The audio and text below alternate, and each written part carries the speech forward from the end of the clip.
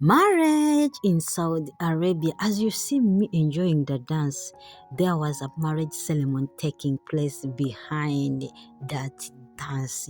Guys, today we are going to get off a bit from domestic work videos or work, and we talk about how people get married here in Saudi Arabia. You know, when you are a foreigner, you are very curious to know much about it. I know even you are very curious. So, guys, let me take you step by step.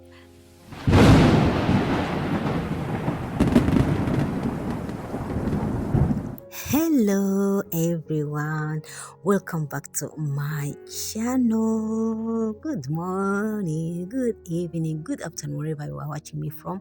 If you are new to this channel, my name is Irene, a domestic worker here in Saudi Arabia, but I'm a Ugandan by nationality. Yes, I'm a foreigner. As a foreigner, so many things takes place in a foreign land. So many people might be asking, how do marriage done in Saudi Arabia, guys? Come with me and I tell you how marriage is done. As you see me there, we are preparing. I was preparing for a Nika ceremony for the eldest boy of this family. He was going to get married, or he was going to marry. So in today's video, I'll explain how step by step how it happens here in Saudi Arabia. Does engagement take place or no? How does engagement is being done? What is Nika? Oh my dear, don't go any further. Sit and I tell you how marriage is done. So engagement is called the khitbah. Khitbah is the engagement, and engagement is a promise to marry your daughter. Families meet and talk, and marriage plans are discussed. That's engagement. And the important thing, even during engagement, the couple is not yet married. Yes, and they cannot live together.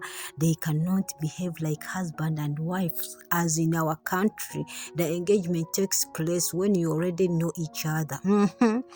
So as a foreigner, this is very important to understand that engagement is not marriage. Even a man or a woman can decide not to marry the man, or a man can decide not to marry a woman, because that's the families discussing about marriage and promising to marry your daughter or to get married to your son. So you don't have to know each other as we. You see me there, I was preparing for the engagement of the eldest son here. This was my outfit. I put on my black shirt with the flowers, white flowers, and a white pantalon. I hope I was smart. Please tell me if I was smart in the comment section. So after an engagement, there is another step which is called agreement between the bride and the groom.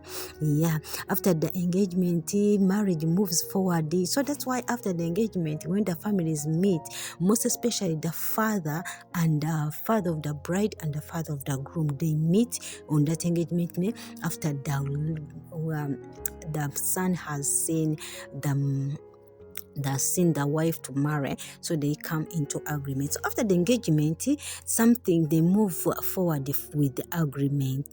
The man agrees to marry the woman. The woman, and the woman agrees to marry the man. Forced marriage is not allowed in Saudi or in Islamic. So they have to be consent from both sides. Yeah, from both sides. This is very important in Islamic. So both sides have to accept that I will marry the man, and I owe the woman, or I get married to that woman. I will marry the woman or the bride, or I will not marry to the woman. If one of them refuses, they are not being forced. So as you see us there, we were dancing because something was taking place down here. What I saw here, after this, they agree that both consents are made. The bride accepts, the group accepts that they are going to marry. Then there's approval of the bride's guardian.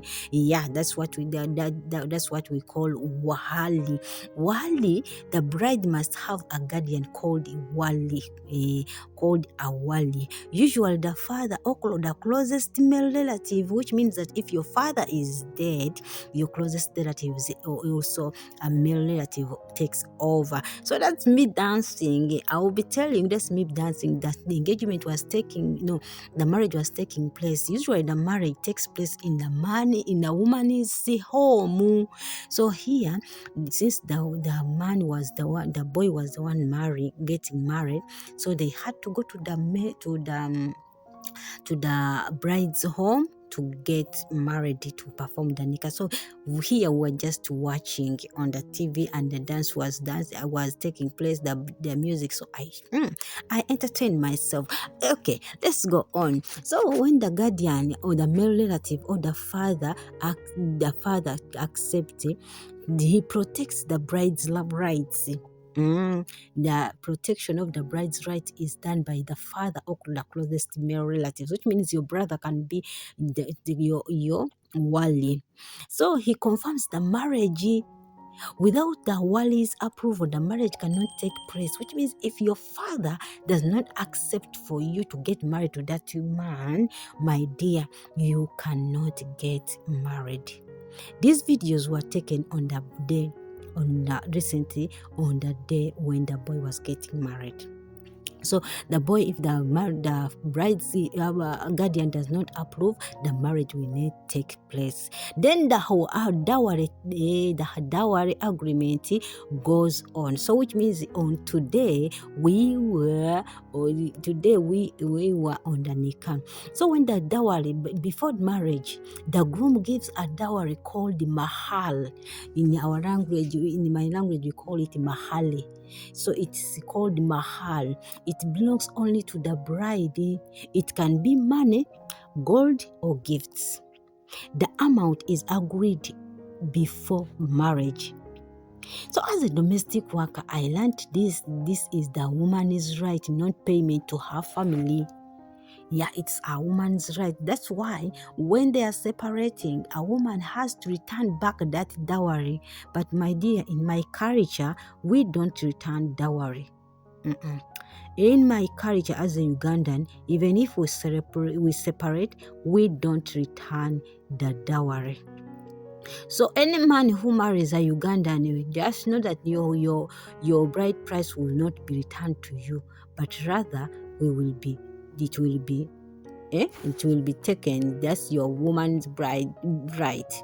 So the amount is agreed on before marriage. Then marriage contract, the Nika takes place. This is the day we were on. So we were on the Nika of the boy, but the Nika takes place in the bride's home. The marriage becomes official after the Nika. Yes, the marriage becomes official after the Nika.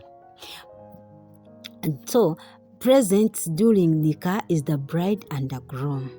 And the bride's guardian, 2 witnesses, sheikh or authorized person.